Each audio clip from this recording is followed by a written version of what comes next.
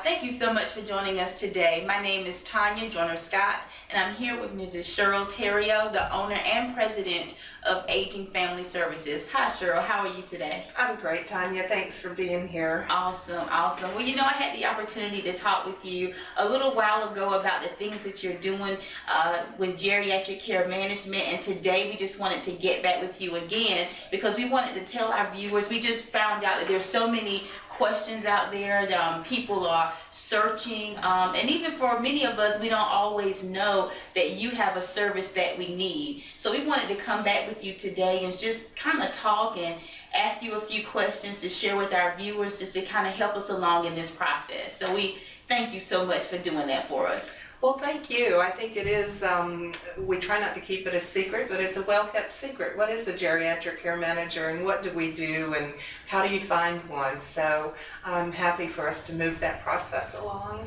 Well, you know what? You're just a highly intelligent woman, because you've already started into the very first question that I have, which is why?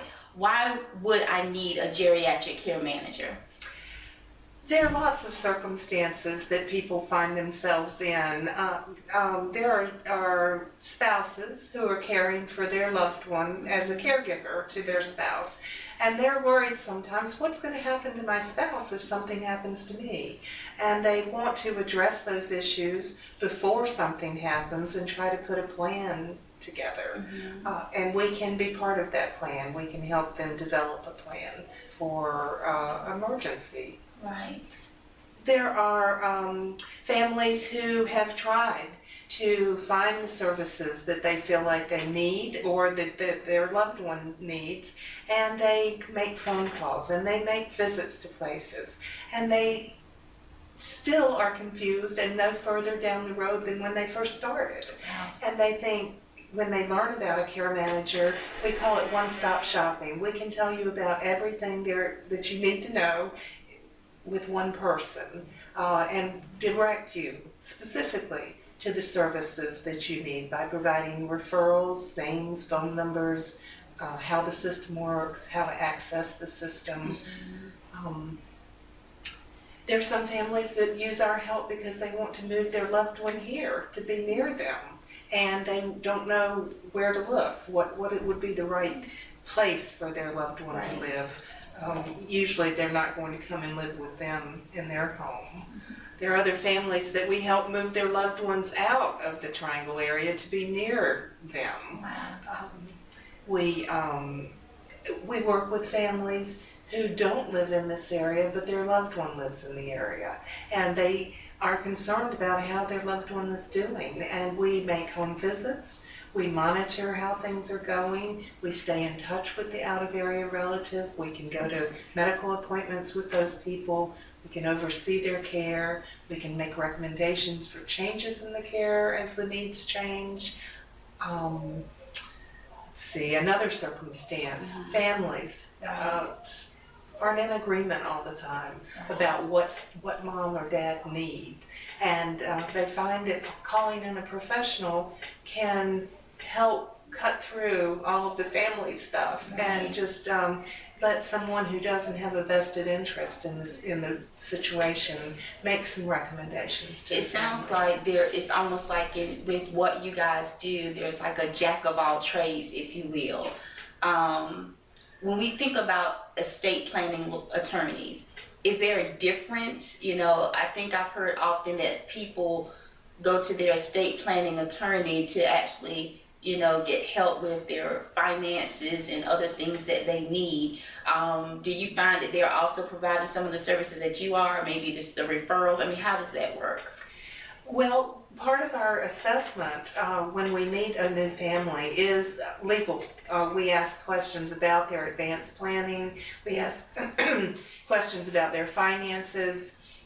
And if we feel that they need to consult an estate planning attorney or an elder law attorney, we make referrals to those people. They can help them with estate planning, with some Medicaid planning.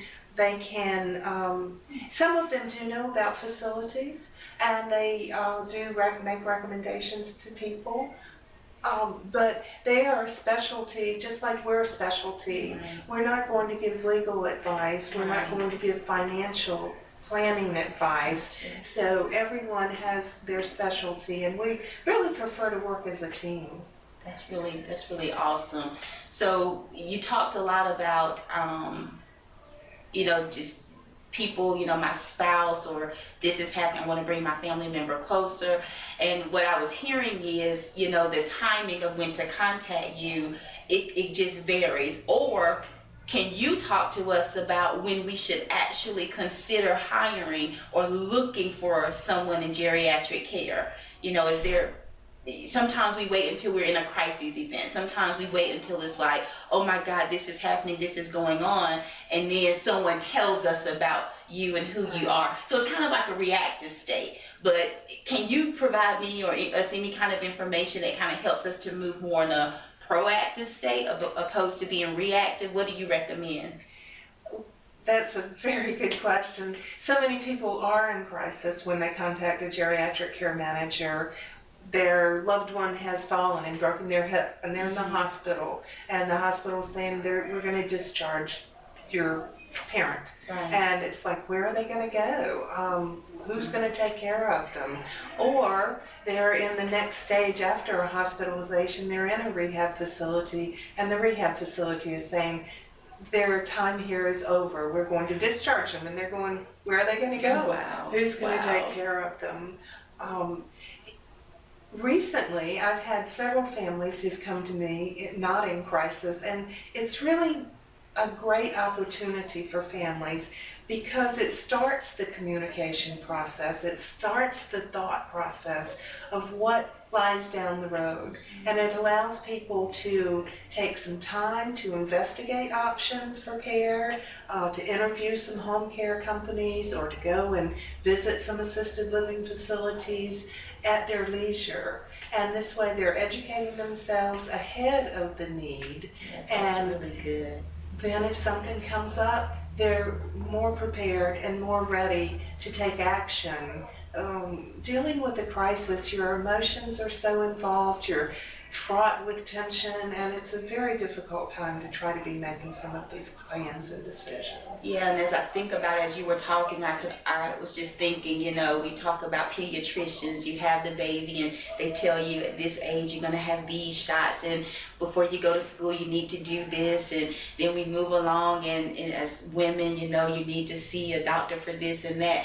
And I was just wondering if we were, doing what we needed to do to let, as we grow in age, as we now become caregivers for our parents, if there's any information out there. So that was really good. I appreciate you sharing that. Well, let's talk a little bit about this field not being regulated. I heard recently that it's not regulated, and I thought, I wonder if that would bring me concern, or is that kind of a relief? I know sometimes with regulations, it imposes limitations on what people can do, but then sometimes because we're not regulated, we don't have the follow-up that we actually need to bring sometimes peace of mind or security. Could you speak about that a little bit? I mean, what's your take? What's been your experience as far as this field and not being regulated? I'd be glad to. When you say regulated, I think sometimes nationally the term is people are licensed to be geriatric care managers, and they are not. There is a National Association of Professional Geriatric Care Managers, and this has been a concern of theirs over many years, and they took a bold step several years ago to require that practitioners be certified. And there are 4 certifying bodies. Some is education, experience, and examination. And so the certification is fairly new to the profession. I think that the profession has worked diligently to develop very strong standards of practice and ethical guidelines, and these are available for anyone to look at. In fact, it's probably a good idea for us to share those with our clients so they can see that we really take this very seriously. It's an honor to serve, and we want to make sure that we practice the highest standard. There, I recommend to people that they look at the credentials of the care manager if they're wanting to hire one, that they investigate how long they've been in practice. They ask questions about what are the areas that they cover, such as assessment, assistance with placement, crisis intervention, information and referral. There are some very typical categories that many of us practice in. And it's not unusual for people to ask for referrals from previous clients. Just like you would when you're shopping for any professional, an attorney or a financial planner or certified public accountant, that you would want to vet the person because you're making an important decision. Right. Well, listening to you now, you triggered something in me. When we spoke last, I think I shared with you then that at the age of 29, I lost my first husband to brain cancer. Yeah. Well, when we were talking before about timing, he was 30 years old, 31 years old when he was diagnosed.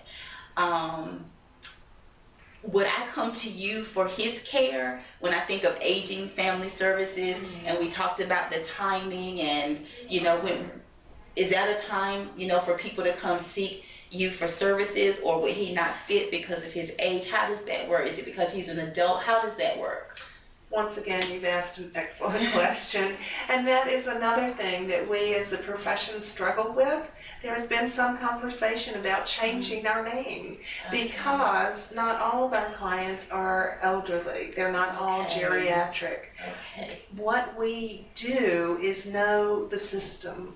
We know how to navigate the system. And the system of care, it applies equally to a geriatric person as it does to a younger person. Disability and illness can strike at any time. And when people need help figuring out what to do and how to do, those issues aren't a whole lot different. Wonderful. Well, Miss Cheryl, thank you so much for taking the time just to speak with us today. I have other questions and things I'm going to want to talk to you about. Is that okay? Let's do this again. All right, let's do this again. Thank you so much for joining us. I'm sure that you've heard some things that have just encouraged you. It's just provided you with so much information, so much more knowledge and understanding about what Ms. Cheryl Theriault and her staff does here with Age and Family Services. I encourage you, pick up the phone, send them an email even, talk to them, ask the questions, find out what it is that you need to know. I appreciate even what she just said. No matter the age, when you have someone that's in need, realize and know that here in Raleigh, North Carolina, you also have some service providers that are here for you. Don't hesitate to give them a call. Thanks so much for watching. Have a good day.